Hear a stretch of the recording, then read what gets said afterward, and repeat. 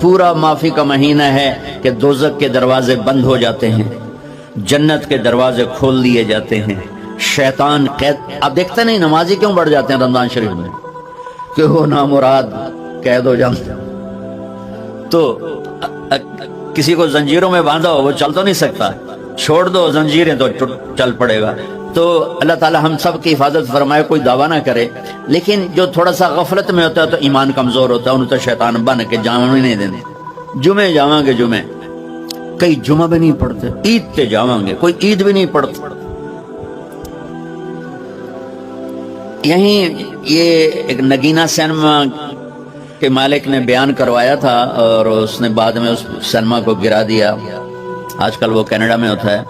تو وہ سینمے کا جو تھا نا مینیجر، وہ میرے پاس آیا، کہا مولانا آج میں پہلی نماز پڑھی ہے. وہاں ہم نے مغرب کی نماز پڑھی، اس کے بعد بیان ہوا. بیان کے بعد وہ اتنا ہنگامہ ہوا کہ رش بہت تھا، تو وہاں نماز پڑھی نہیں جا سکے. ہم نے کہنے لگا میں چل رہا تھا میرے ساتھ ساتھ، مولانا آج میں پہلی نماز پڑھی. میں نے کہا کیا مطلب؟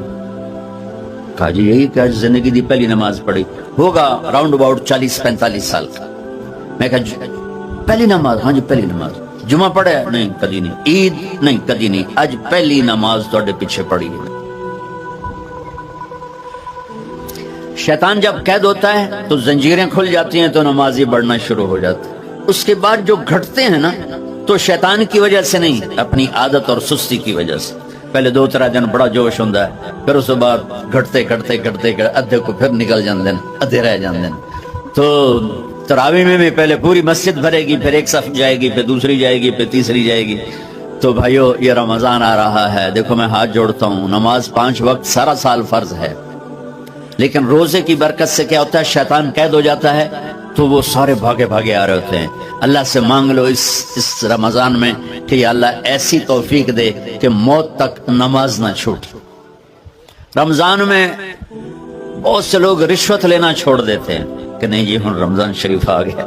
تو رمضان شریف بھی تو آیا ہے، لیکن اصل میں شیطان قید ہوا ہے تو اب کہہ رہے نہیں ہن رشوت نہیں لینی، مہینے بعد لواں گے. ڈنڈی مارنے والا کہتا ہے نہیں صحیح تولنا ہے، پھر رمضان تو بعد کٹھی کسر کر لواں گے. وہ کیا وجہ ہے پیچھے؟ ایک تو رمضان کی برکات ہیں، اور ایک شیطان کا قید ہونا ہے، اور ایک جنت کے دروازوں کا کھل جانا، دوزخ کے دروازوں کا بند ہونا، اللہ کے عرش کا پہلے آسمان پہ مستقل ڈیرا ڈال دینا، اور پھر اعلان کرنا ہے کوئی بخشش آنے والا ہے، کوئی معافی مانگنے والا ہے، کوئی توبہ کرنے والا ہے، کوئی جنت مانگنے والا ہے، کوئی دنیا مانگنے والا، آؤ مانگو. اور ایک فرشتہ اعلان کرتا ہے اے بھلائی کے چاہنے والے شاباش آگے بڑھ. اور دوسرا فرشتہ اعلان کرتا ہے اے برائی کے کرنے والے بس کر اور واپس آ جا، بس کر اور واپس آ جا. رمضان کا مطلب ہے جل جانا. رمضان کے لفظ کا مطلب ہے جل جانا. جلنے کا مطلب کیوں ہے اس میں؟ کہ رمضان میں اللہ سارے گناہوں سے اپنے بندوں کو پاک کر دیتا ہے اور ان کے گناہوں کو جلا دیتا ہے، جس سے وہ پاک ہو کر سونا آگ میں جل کے خالص ہو کے باہر آتا ہے. روزہ رکھنے والا بھوک کی آگ میں جل کے خالص ہو کے باہر آ جاتا ہے، اللہ اس کے سارے گناہ معاف فرماتا ہے. دھیان نال سنیں جی. سب سے اعلیٰ درجے کا مسلمان، میرے نبی کا جواب، جو سارا دن مصلی پہ بیٹھا رہے، جو ہر سال حج عمرہ کرے، جو مسجد سے نہ نکلے، جو رات کو قرآن پڑھے، دن میں روزے رکھے. نہیں، سنو غور سے سنو. من سلم المسلمون لسانہ ویدہ، سب سے اعلیٰ درجے کا مسلمان فیصلہ بات کا وہ ہے جو اپنے مسلمانوں کو تکلیف نہ پہنچائے، جو ہاتھ اور زبان سے کسی کو تکلیف نہ پہنچائے، وہ سب سے اعلیٰ درجے کا مسلمان ہے. کیا بات. میرے نبی سے ایک صحابی نے پوچھا یا رسول اللہ، ہمارے محلے میں ایک خاتون رہتی ہے، رات کو تہجد پڑھتی ہے، دن میں روزے رکھتی ہے، پر اس کی زبان بہت سخت ہے، بہت بےزتی کرتی. آپ نے کہا جہنم میں جائے گی. کہا جی ایک خاتون ہے جو نہ نفلی روزہ، لیکن اس کی زبان کا بول بڑا میٹھا ہے، کہ وہ جنت میں جائے گی. تو سب سے اعلیٰ درجے کا مسلمان کون ہے؟ جو کسی کو تکلیف نہ پہنچائے. پھر اس نے پوچھا ایل ایمان افضل، سب سے اعلیٰ درجے کا مومن کون ہے؟ تو آپ نے فرمایا حسن الاخلاق، جس کے اخلاق اچھے ہوں وہ سب سے اعلیٰ درجے کا ایمان والا ہے، کیونکہ تکلیف نہ پہنچانا اخلاق کی ایک صفت ہے، اور اخلاق کی بے شمار اقسام۔ میرے نبی نے فرمایا اچھے اخلاق 360 صفات کا نام ہے، ایک صفت بھی کسی مسلمان مرد عورت کے اندر ہوگی تو جنت میں چلا جائے گا۔ سامنے ابو بکر بیٹھے تھے، کہنے لگے یا رسول اللہ کو میرے اندر بھی ہے؟ تو آپ نے فرمایا تیرے اندر ساری ہے، ساری تیرے اندر ساری ہے۔ تو ابتدا بھی بتا دی، انتہا بھی بتا دی، اور عبادت بھی مسلمان کو اخلاق تک پہنچاتی ہے۔ اب سنو قرآن سے، اللہ تعالیٰ انسان کسے کہتا ہے؟ ایمان والوں کو۔ ان الذین کفروا من اہل الکتاب والمشرکین فی نار جہنم خالدین فیہا اولئک ھم شر البریہ۔ سب سے بدترین مخلوق وہ ہے جو اللہ کو نہ مانے، جو اللہ کے دین کو نہ مانے۔ آپ نے کہا وہ سب سے بدترین مخلوق۔ تو لا الہ الا اللہ محمد رسول اللہ ہمیں انسانیت میں داخل کرتا ہے۔ انسان ہے ہی وہ جو لا الہ الا اللہ محمد رسول اللہ کا کلمہ پڑھتا ہو میرے رب کے نزدیک۔ نماز کیا ہے؟ نماز کیا ہے؟ بول بھائی ہاں۔ میرا اللہ کہتا ہے ان الصلاۃ تنہا، اب بھائی نہیں چل رہا،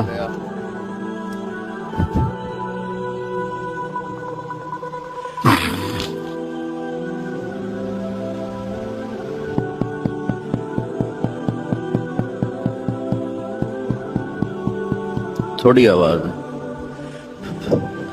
نماز کیا ہے؟ ان الصلاۃ تنہا عن الفحشاء والمنکر، تم نماز پڑھو، یہ تمہیں بد اخلاقی سے بچائے گی اور یہ تمہیں گناہوں سے بچائے گی۔ تو نماز بھی انسان کو اخلاق تک لے جا رہی، فحاشی سے بچائے گی، گناہوں سے بچائے گی، اخلاق کی طرف سفر۔ روزہ آ رہا ہے، روزہ کس لیے ہے؟ کتب علیکم الصیام کما کتب علی الذین من قبلکم لعلکم تتقون، تم پر روزہ فرض کیا ہے جیسے پہلوں پہ کیا تھا تاکہ تم تقوی والے بن جاؤ۔ تقوی والے کون ہیں؟ وسارعوا الی مغفرۃ من ربکم وجنۃ عرضها السماوات والارض اعدت للمتقین، کہ میرے بندو دوڑو جنت کی طرف جو تقوی والوں کے لیے۔ متقی کون ان دن تقوی والے یا اللہ کا؟ الذین ینفقون فی السراء والضراء، کا جو میرے نام پہ سخاوت کرتے ہیں، چاہے تنگ دست ہوں چاہے پیسے والے ہوں، چاہے تھوڑا مال ہوئے چاہے زیادہ مال ہوئے، وہ میرے نام پہ خرچ کر دیں۔ الکاظمین الغیظ، جو غصے کو پی جاتے ہیں، والعافین عن الناس، اور جو لوگوں کو معاف کر دیتے ہیں۔ اللہ تعالیٰ کہہ رہا ہے یہ تقوی والے ہیں۔ تو روزہ بھی اخلاق پہ لے جا رہا ہے۔ فمن فرض فیہن الحج فلا رفث ولا فسوق ولا جدال، میرے رب نے کہا حج کا ارادہ کر لیا ہے تو زبان کی گندی،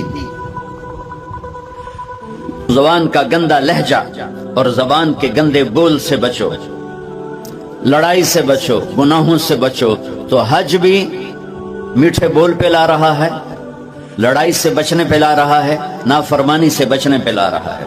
خذ من اموالہم صدقۃ تطہرہم وتزکیہم بہا وصلی علیہم، میرا رب فرما رہا ہے میرے محبوب ان سے زکوٰۃ لیں اور ان کو پاک کریں اور ان کا تزکیہ کریں، ان کو ایک اچھا انسان بنائیں۔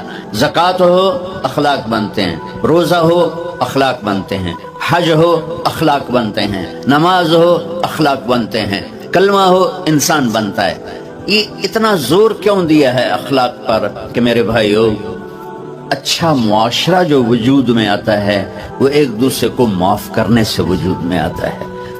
مسجد نماز کے لیے ہے، اور نماز ایک انفرادی عمل ہے جو کر کے میں گھر چلا جاتا ہوں، دفتر چلا جاتا ہوں، پڑھوں نہ پڑھوں، نہ پڑھنے کا گناہ مجھ پر، پڑھنے کی نیکی مجھ پر۔ لیکن اگر میرے اخلاق برے ہیں، روزہ میری چیز ہے، رکھوں اجر، نہیں رکھوں پکڑ، زکوٰۃ دے دوں اجر نہ دوں پکڑ، حج کر لوں اجر نہ کروں پکڑ۔ صرف میری ذات سے کے گرد ہے، نماز بھی، روزہ بھی، حج بھی، زکوٰۃ بھی، لیکن برے اخلاق جتنا معاشرے میں میرا اثر ہے وہ سب تباہی پھیلا دیں گے، اور اچھے اخلاق جتنا معاشرے میں میرا اثر ہے وہاں خوبصورتی کو پھیلا دیں گے۔ عبادت چھپ جاتی ہے۔ میں نے فجر پڑھی ہے کہ نہیں پڑھی آپ کو پتہ ہے؟ بولو، آپ نے پڑھی ہے یا نہیں پڑھی؟ مجھے کوئی پتہ ہے نہیں ہے، لیکن یہاں بیٹھ کے اللہ نہ کرے میں فرقہ واریت کی بات کروں، آپ سب کو پتہ چلے گا کہ نہیں چلے گا کہ مولوی اگلا رہا ہے؟ اور یہاں بیٹھ کے میں محبت کی بات کروں تو آپ کو پتہ چلے گا کہ نہیں چلے گا کہ یہ محمد مصطفیٰ صلی اللہ علیہ وسلم والے اخلاق بتا رہا ہے؟ تو اخلاق چھپتے نہیں، برے ہوں یا اچھے ہوں، ظاہر ہوتے ہیں۔ اور سب سے زیادہ اس آدمی کا خاندان، جس آدمی کو بدتمیزی کی عادت ہے، وہ بیوی کے دل کو برباد کر دے گا، ماں باپ کے دل کو برباد کر دے گا، اولاد کو برباد کر دے گا، دوستوں کو، نوکروں کو برباد کر دے گا۔ اس کے نوکر سامنے کہیں گے میاں صاحب، شیخ صاحب، سیٹ صاحب، خان صاحب، اتھے جا کے گالی کڈھن گے۔ اور جس کے اخلاق اچھے ہوتے ہیں وہ اپنے گھر کو خوبصورت بنا دیتا ہے، رشتوں کو خوبصورت بنا دیتا ہے، ملازموں کو خوبصورت بنا دیتا ہے، اپنے کاروبار کو، اپنی زندگی کو، ہر پہلو اس کا خوبصورت ہو جاتا ہے۔ اچھے اخلاق لباس کی طرح ہیں جو میرا ہر عیب چھپا لیتے ہیں، اور برے اخلاق ننگے آدمی کی طرح ہے جس کا ہر عیب سامنے آ جاتا ہے۔ اور اللہ کی رحمت اتنی طاقتور ہے کہ میرا رب فرماتا ہے، یہ تو میں نے 5 غلطیاں بتائی ہیں، لیکن میرا رب فرماتا ہے میرا بندہ میں تجھے عمر بھی دیتا ہوں، طاقت بھی دیتا ہوں، تو اتنے گناہ کر کے زمین فیصل آباد کی سے اٹھا کر آسمان کی چھت کو لگا دے، ساری دنیا گناہگار ہو جائے نا تو آسمان کیا چاند تک بھی گناہ نہیں جا سکتے۔ اور میرا اللہ کہہ رہا ہے ایک مرد عورت اتنے گناہ کرے کہ آسمان کی چھت کو لگا دے، صرف ایک دفعہ مجھے کہے یا اللہ معاف کر تو میں سارے ہی معاف کر دوں۔ تو بھائیو یہ رات بھی معافی مانگنے کی ہے۔ تو میرے عزیز، رمضان شریف آ رہا ہے، اپنے دل کو کینہ سے صاف کرو، بغض سے صاف کرو، نفرت سے صاف کرو، کسی سے لڑے ہوئے ہو اللہ کے واسطے صلح کر لو، یہ لڑنے کی جگہ نہیں ہے، محبت کر کے جاؤ تو اللہ بڑے اونچے عالی درجات نصیب فرمائے گا۔ اور اللہ تعالیٰ موقع دے تو رمضان میں ایک 3 دن تبلیغ میں اللہ کے راستے میں ضرور لگا لینا۔ تو سارے بھائی نیت کرتے ہو؟ سنتیں پڑھو۔ اللہ نے زکوٰۃ فرض کی ہے تو زکوٰۃ نکالو۔